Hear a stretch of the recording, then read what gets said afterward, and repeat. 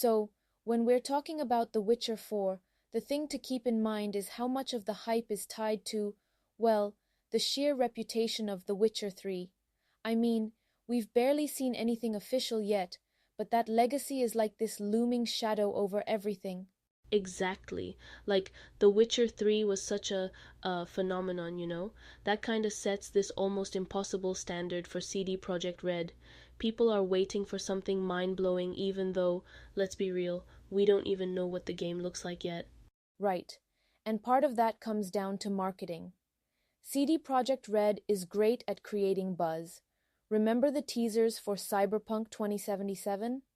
Those were everywhere, and they made it feel like we were gearing up for the next big cultural moment. But, the actual delivery was, let's just say, mixed, to be charitable. Ugh, don't remind me.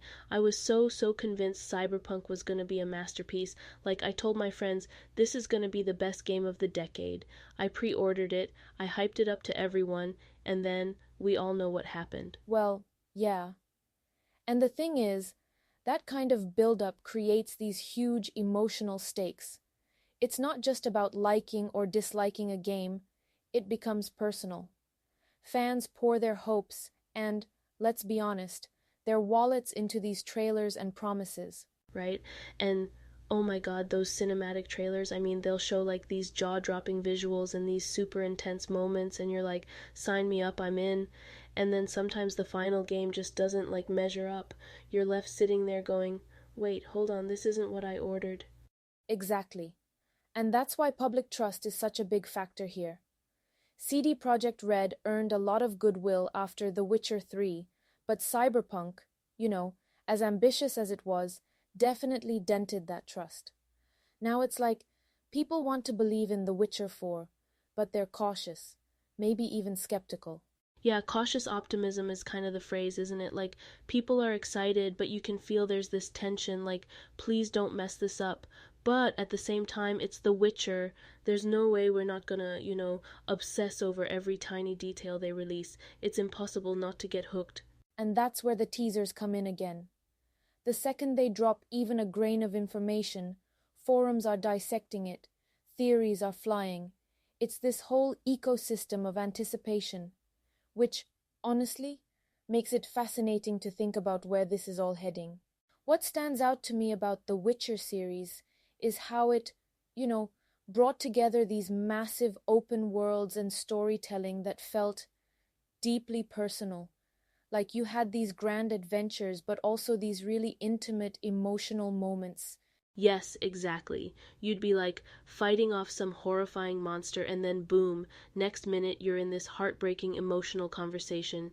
It's it's kind of like a roller coaster, but in the best way. Right.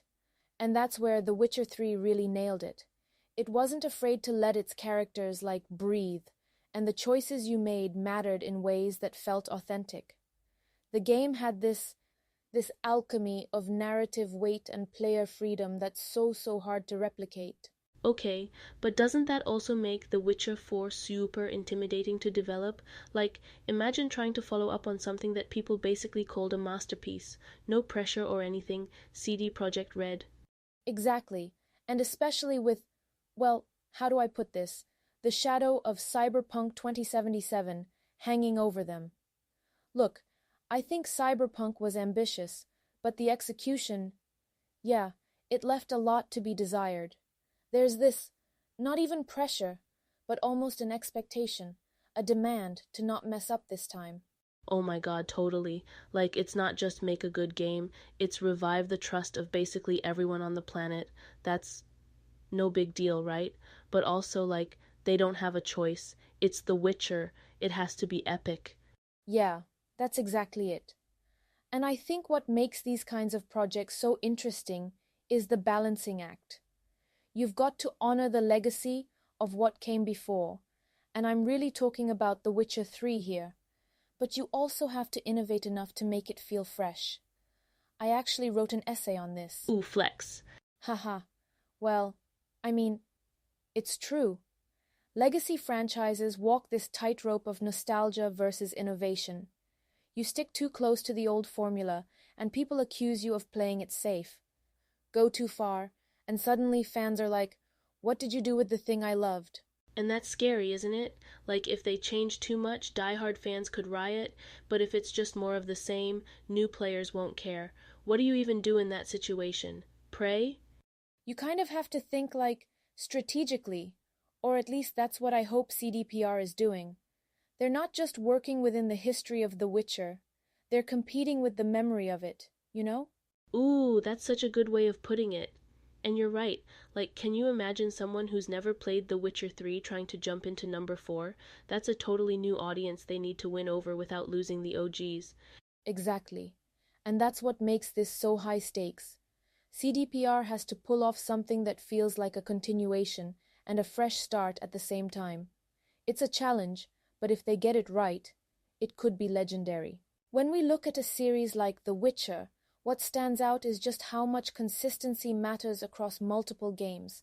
Like, the narrative threads shouldn't feel like they're unraveling, but instead weaving into something greater. That's why fans remember Mass Effect so fondly. It kept building on itself so beautifully. Ugh, yes, the Mass Effect trilogy was like a perfectly baked cake, layers of story and all. But then compare that to, what, Dragon Age?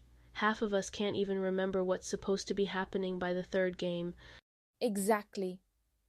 Dragon Age is a great example of how, if you're not careful, sprawling narratives can feel fragmented, and that's where it gets tricky for The Witcher 4. Can they write a coherent, interconnected story without Geralt to anchor it? Hold up, though. This might be an unpopular opinion, but I think stepping away from Geralt gives them more creative freedom. Like, wouldn't you rather have something totally unexpected than just another Geralt saves the day plot? I mean, no offense to Geralt, he's a hottie in all timelines. Haha, true. But honestly, that's the tightrope CD Projekt Red has to walk.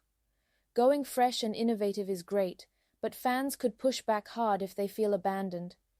It kind of reminds me of Final Fantasy XV. That was supposed to be a bold new take on the series, but instead, it felt muddled. Characters, themes, pacing, consistency. It just didn't stick the landing. Right, and the stakes weren't just high for the game itself, it kind of made fans question the whole franchise. Like, how do you trust the next game after that? Exactly. And it's not just gaming. This happens in movies too. Think about the latest Star Wars trilogy. Each movie felt disconnected from the others, almost like they didn't even belong to the same overarching story. Franchises can't afford that kind of misstep anymore. Fans expect a clear, compelling vision. Yeah, because everything's so interconnected these days. One weak link and boom, fans are roasting it on every forum ever created. There's no hiding it. Totally.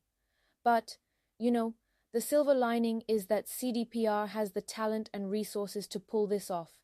If they can learn from their stumbles with Cyberpunk and channel what they did right in The Witcher 3, The Witcher 4 could be incredible. And like, let's be real.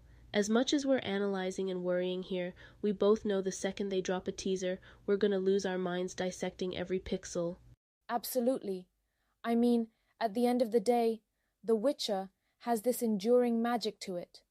The characters, the world building, the music, it just pulls you in. There's something irresistible about it. So true. And whatever happens, whether it's Geralt free brilliance or, something totally different, we're still gonna play it, aren't we? Like, we're locked in. Absolutely. The stakes are high, but isn't that what makes this whole journey so exciting? Here's hoping they deliver. Here's hoping, and on that note, I think it's safe to say, we're both all in for whatever comes next. Definitely. And that's all for today's episode. Thanks for listening, and we'll see you next time. Bye everyone, stay witchin'.